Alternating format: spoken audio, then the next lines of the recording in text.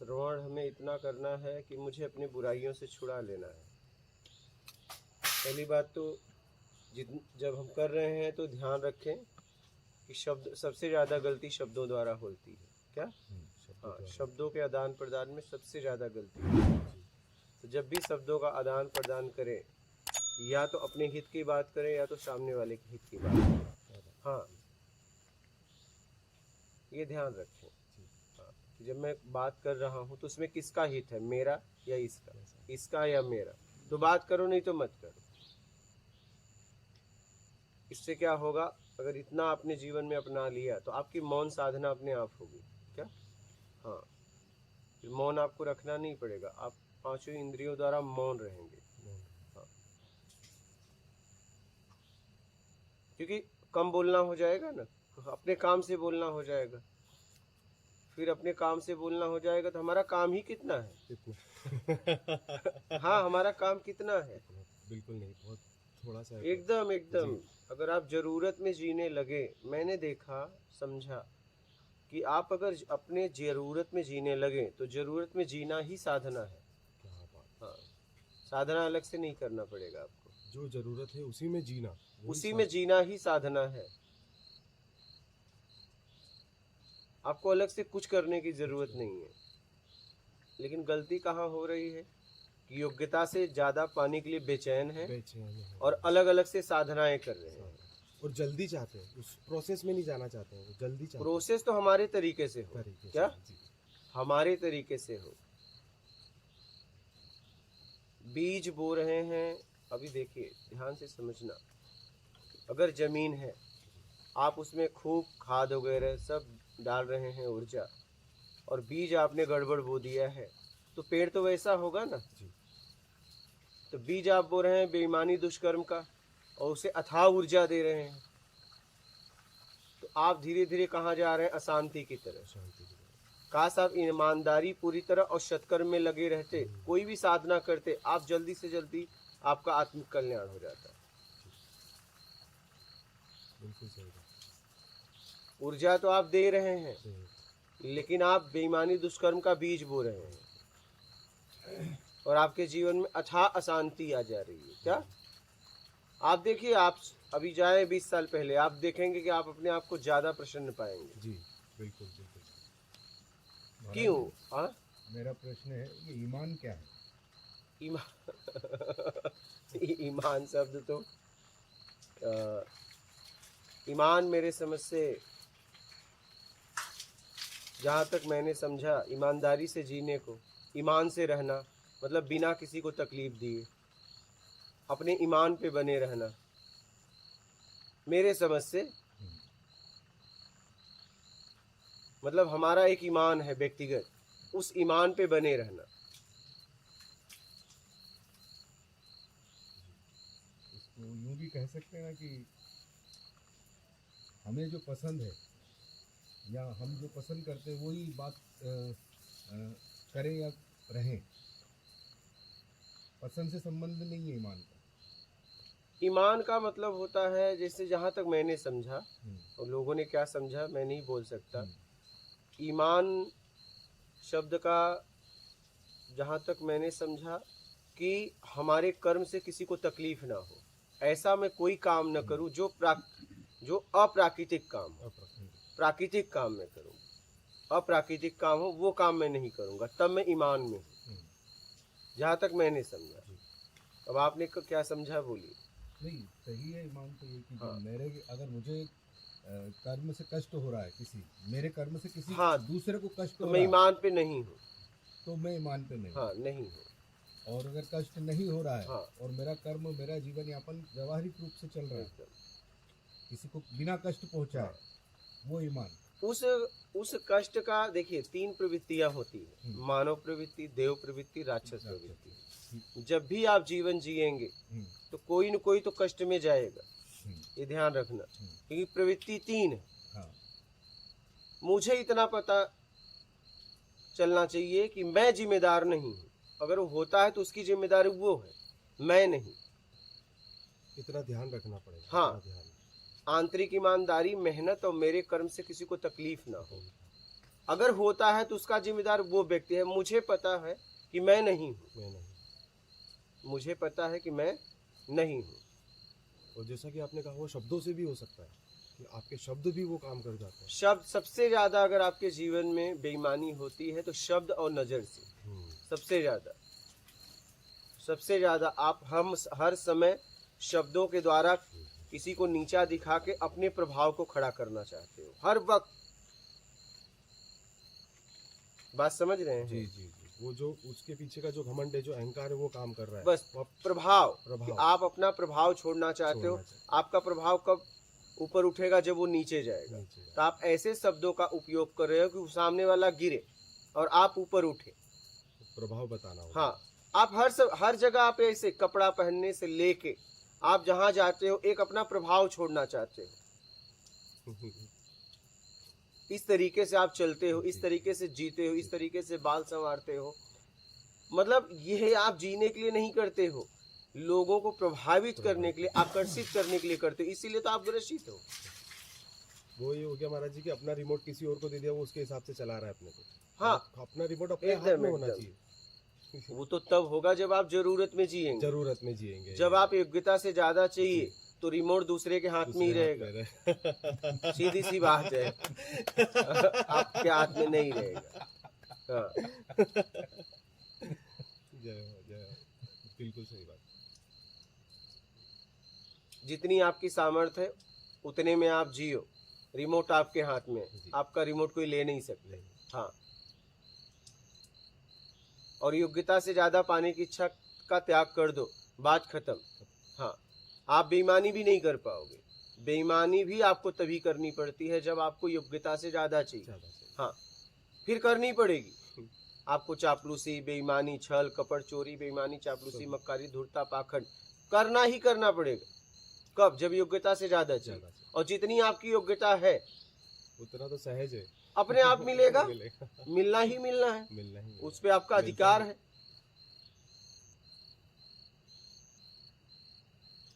समझ रहे हैं? जी जी। ईमान का मतलब आपको समझ में आया? बिल्कुल। हाँ, अपने कर्मों के द्वारा किसी दूसरे को कष्ट ना हो। मैं ये कह सकता हूँ अगर व्यक्ति परोपकार में लगा हुआ है तो वो ईमान में है, ईमानदार है, परोपकार में लगा है, सत्कर्मी है। हाँ, मन वचन कर्म से एक है, मतलब वो भी उसमें भी। हाँ, वो मतलब बोल क्या रहा है, कर क्या रहा है। मेन कर्म है जी, मेन कर्म है, बोलने के बाद कर्म। हाँ, कर्म जो है वो मानसिक भी हो जाता है अगर किसी के प्रति सोच लिया या वो। लेकिन मानसिक कर्म का परिणाम नहीं है। आप मानसिक किसी समोसे की दुकान पे जाके समोसा खा लो तो बिल नहीं भरना पड़ेगा। समझ रहे? बिल नहीं भरना पड़ेगा चाहे जितना खा लो। और उससे पेट भी नहीं भरना। हाँ, वही कहा। हाँ, समझ रहे?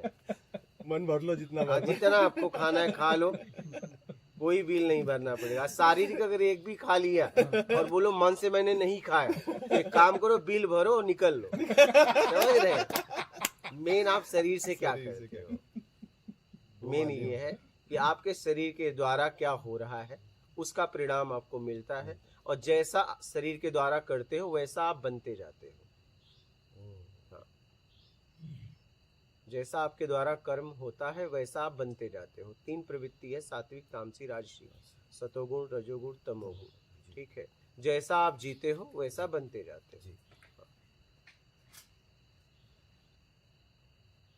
इस शरीर की मूल प्रवृत्ति है सात्विक। ठीक है जी। हाँ, राजसी तामसी किसी और के लिए, तो ज्यादा संख्या है राजसी और तामसी में जी। सात्विक बहुत कम है।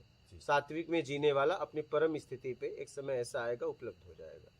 हाँ, उसकी सात्विक प्रवृत्ति भी छोड़ जाएगी। हाँ, छोड़ जाएगी, उससे भी परे हो जाए। हाँ हाँ, उससे भी। सात्विक, तामसी, राजसी, सतोगुण, तमोगुण, रजोगुण से मुक्त होने पे परम स्थिति को उपलब्ध होता है। वहाँ ईमानदारी, सत्कर्म भी नहीं रहता, वहाँ सिर्फ वो रहता है। एक हम हो गया, मतलब हाँ, एक हो गया, एक ही ब्रह्म द्वितीयो नास्ति। क्योंकि दूसरा तभी तक है जब तक आप प्रवृत्ति में जी रहे हो। हाँ, किसी भी प्रवृत्ति में, चाहे सात्विक, चाहे राजसी, चाहे तामसी। तभी तक दूसरा मौजूद है। और जहाँ वो एक है वहाँ ये तीनों प्रवृत्तियां नहीं बस है, हाँ, एक है वो तो प्रवृत्तियां फिर प्रवृत्ति से मुक्त हो गया, द्वैत भी खत्म हो गया, अद्वैत में हो गया। अद्वैत में। हाँ।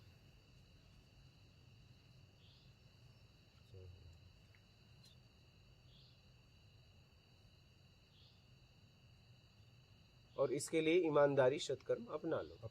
हाँ, एक समय ऐसा आएगा जब आपका पिछला खत्म हो जाएगा तो ईमानदारी भी आपसे छूट जाएगी। जैसे आग सारी वस्तुओं को जलाकर फिर आखिरी में खुद बुझ जाती है।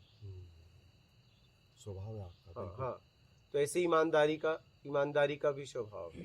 अगर आपने ईमानदारी अपना ली, सत्कर्म अपना लिया, सत्कर्म घी का काम करता है, आपको ऊर्जा देता है, ऊर्जा देता है। तो एक समय ऐसा आएगा कि आपका जब सारे खत्म हो जाएंगे तो आपका ईमानदारी भी, विकार जब खत्म हो जाएंगे तो ईमानदारी भी छूट जाए। अब किसे जलाए, ईमानदारी भी छूट जाएगी, सत्कर्म भी छूट जाएगा, बचोगे शेष आप जो सत्य है। और सत्य फिर ब्रह्म की यात्रा करेगा। सत्य ब्रह्म की हाँ, यात्रा सत्य ब्रह्म की यात्रा करेगा। आप उसे भगवान शब्द भी कह सकते हो। वो सभी की अनुभूति अलग अलग होगी, तरीका अलग होगा, लेकिन होगा वही। हाँ, जैसे भोजन पकाने का तरीका अलग अलग है, लेकिन आखिरी में यही कहते हैं, पहले कहते हैं भूख लगी है, बाद में कहते हैं पेट भर गया। पूरी दुनिया में, पूरे विश्व में। बिल्कुल। आप कुछ बोल रहे थे, आप कुछ कहना चाहते थे? हाँ जी, क्या कहना है? तो तरीके अलग अलग हो सकते हैं, मूल एक ही होता है। हाँ, जैसे पहले नदियों से पानी पीते थे, फिर पोखरा, तालाब, फिर बावड़ी, फिर कुआं, फिर दरवाजे पे नल, अब फिर इसके बाद घर घर में नल। लेकिन मतलब एक ही था, अपनी प्यास को बुझाना। मतलब नहीं बदला है, कि मतलब भी बदला है। पानी से अभी भी प्यास हाँ, बुझ पानी रही है। हमारे घर में आ गया, लेकिन हम प्यास ही बुझाते हैं। पहले लेकर आना पड़ता था, फटका दबाने से आ हाँ जाता बस, लेकिन मतलब वही है, मतलब वही है। मतलब वही है, पूर्ति वही मतलब कर को रहा हूँ। पकड़िए, मतलब वही है। तरीके बदले जा सकते हैं, मतलब कभी नहीं बदल सकते आप। मतलब बदलना आपके बस में नहीं है, वो प्राकृतिक है। हाँ, सबसे सरल ही ये कि मतलब कठिन होना ही, सरल होना ही सबसे कठिन हो गया। कि आप जो बोल रहे हैं कि जरूरतों को कम कर लेना, मतलब जरूरत में जीना, नहीं कम नहीं करना। हाँ, जरूरत में जीना, कम ना तो कम, ना तो ज्यादा। हाँ जी, कम ज्यादा नहीं, अपनी जरूरत में जीना। कम क्यों, जितनी मेरी जरूरत है उतना, अपनी योग्यता के अनुसार, अपनी योग्यता के अनुसार जितनी हमारी जरूरत है उसमें हमें जीना है। यही साधना है, यही साधना है, यही साधना आपको आपसे मिलाएगा। योग क्या है हमारा? योग क्या नाम, कुछ भी नाम दे दो। अभी योग लोग अपने शरीर को स्वस्थ रखने के लिए भी करते हैं जी, ठीक है। हम साधना को योग कह सकते हैं। हाँ, योग कह सकते हैं। योग, भक्ति, ध्यान मार्ग, ज्ञान मार्ग, ठीक है। सब मिला जुला के ये है कि मैं कैसे अपने आप को संवार लूं। सीधी सी बात है, मैं कैसे अपने आप को निर्विकार करा लूं, मैं कैसे अपने आप को राग द्वेष मोह आसक्ति इच्छा अपेक्षा मेरा कर्ता के भाव से अपने आप को कैसे छुड़ा लूं।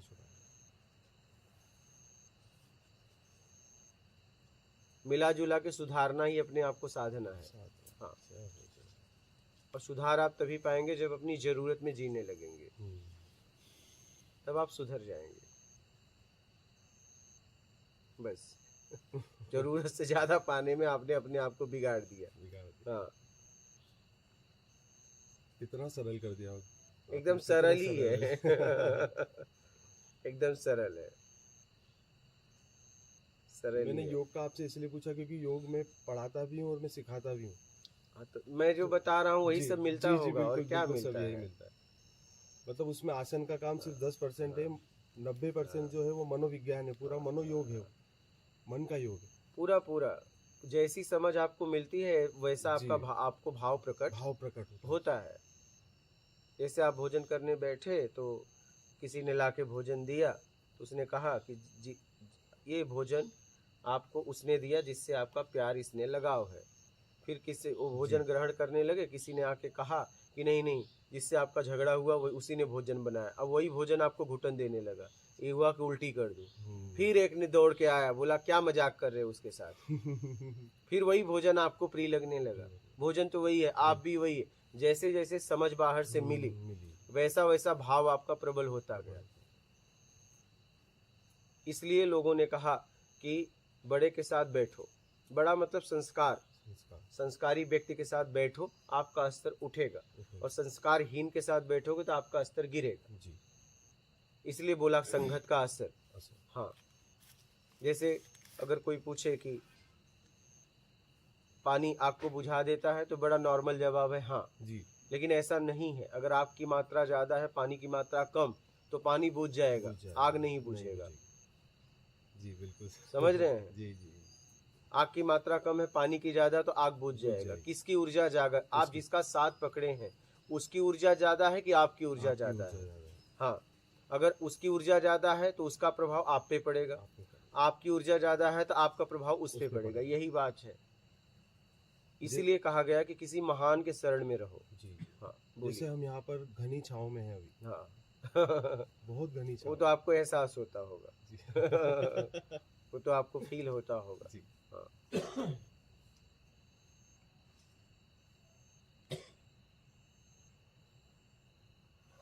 जैसा हमें 5 इंद्रियों द्वारा हमें समझ मिलता है, ठीक है, वैसा हमारा भाव पैदा होता है।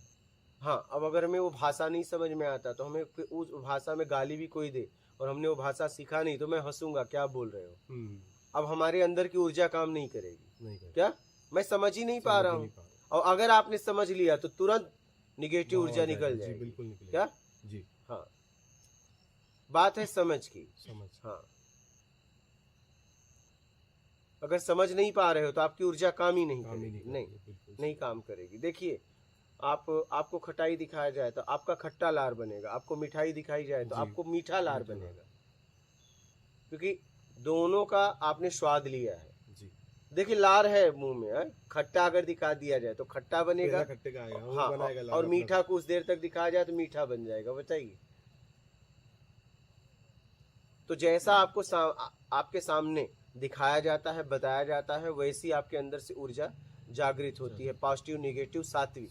हाँ, 2 ऊर्जाएं के बारे में आपने ज्यादा सुना होगा, पॉजिटिव, नेगेटिव।